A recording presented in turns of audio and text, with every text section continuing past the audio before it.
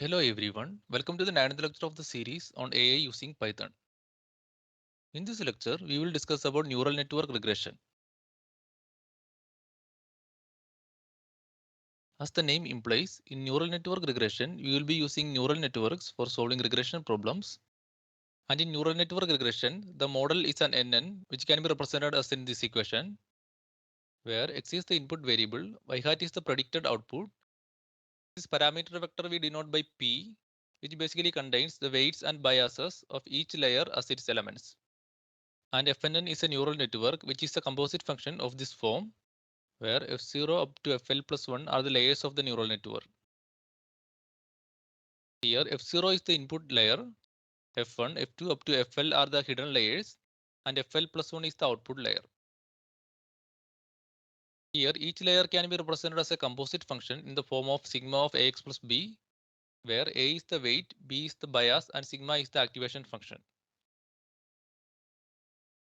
Now in neural network regression, our objective is to find the best values or the optimal values of these parameters P, for which the predicted output y hat matches with the actual output. For that, we will be using some optimization algorithm which uses the available information or the training data and computes the optimal parameters, which minimizes the cost function of this form, where the cost function will be a function of the prediction error or ytr minus y hat, where ytr is the training output and y hat is the predicted output. This figure shows a schematic representation of the neural network, which we have already seen in the previous lectures. Here, the input data goes to the input layer, and after that it passes through the hidden layers F1 up to Fl, and finally to the output layer, and the output of this gives the output data. Here we are considering small n number of input variables and small m number of output variables. And in the illustrations, we will be considering input and output as univariate, which means n and m are equal to 1. Next, we move on to the illustration of neural network regression using an example in which the training data is generated from an exponential function. Here, the training input consists of 20 equally spaced data points between 0 and 1, and the training output data is generated as in this equation, in which R is a Gaussian random variable with mean 0 and variance 1. Now let's import the libraries, and in this example we will be using the NumPy, Matplotlib and sklearn libraries. And specifically for NN regression, we will be using the MLP regressor function.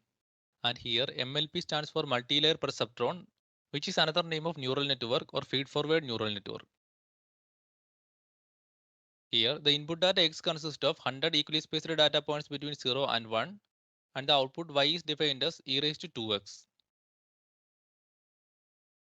This equation we consider as the actual model, which is assumed to be unknown, and this Y we consider as the actual output. Now to generate the training data, we can add some randomness to this model. And for that, we will be using the random state function, which basically generate random numbers. And the training data XTR is defined as 20 equally spaced data points between 0 and 1. And the training output YTR is defined as e raised to 2XTR plus 0.2 R. Here, this is a random array which contains 20 elements, which are random variables. Now, we can plot XTR versus YTR and X versus Y, which gives the plot as shown in this figure, where this red dots corresponding to the training output and this black curve corresponding to the actual output.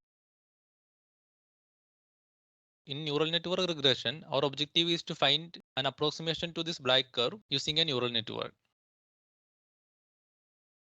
And for that, we will be using the MLP regression function.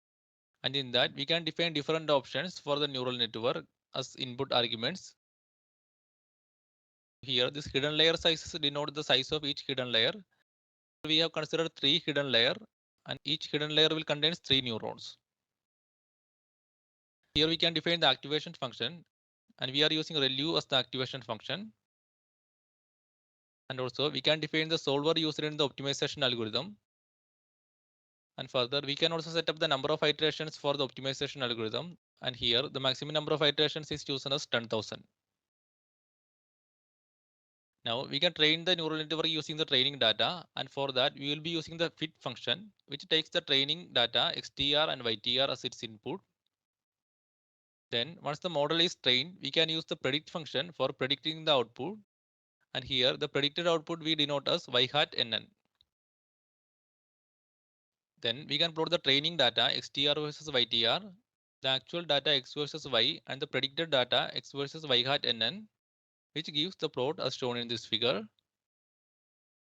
where the red dots corresponding to the training output, and the black curve corresponding to the actual output, and the green curve corresponding to the predicted output. If we rerun the simulation, we can see that the predicted output will also changes. Here we get a predicted output, which is a better approximation. Every time we rerun this code, we can possibly get a different plot. And this is because of the reason that the optimization problem that we are solving here to find the parameters of the neural network is a non-convex optimization problem. And in the case of non-convex optimization problem, we can have more than one optimal solutions which are locally optimal. Or in other words, the optimal solution is non-unique. And based on the initial condition, the solutions can converge to different optimal solutions. And here we are using different initial conditions for each simulation. So we will be getting different solutions or different values of weights and biases. And based on the weights and biases, the predicted output will also changes. That's why we are getting different output when we are rerunning the simulation. And another important observation is that here the predicted output is a piecewise linear curve. This is because of the reason that here we use ReLU as the activation function. And in the previous lectures, we have seen that in the case of ReLU activation function, the model will be a piecewise linear function. To obtain a smooth curve, we can change this ReLU function to some other activation function, for example, tanh, and rerun the simulation, which gives the plot as shown in this figure. So here we can see that we got a smooth curve, which also seems like a better approximation. And also we can try with other activation functions such as sigmoid, which gives the output as shown in this figure. Here also we got a smooth approximation of the black curve. The other thing we can modify here is the number and size of the hidden layers. For example, we can change this to 5, which means the first hidden layer has 5 neurons, and rerun this thing, which gives an approximation as shown in this figure. Now we can add one more layer, and here we are adding a layer with 4 neurons, and just rerun the simulation. Here, as we increase the number of layers, the number of parameters in the model also increases. And as in the case of polynomial regression, the model can possibly lead to overfitting. The number of parameters are too large. And in that case, you can use some testing data or validation data to verify the model. We can also solve multivariate regression problems using neural network, and this we will discuss in the next lecture. That leads us to the end of this lecture, and thank you.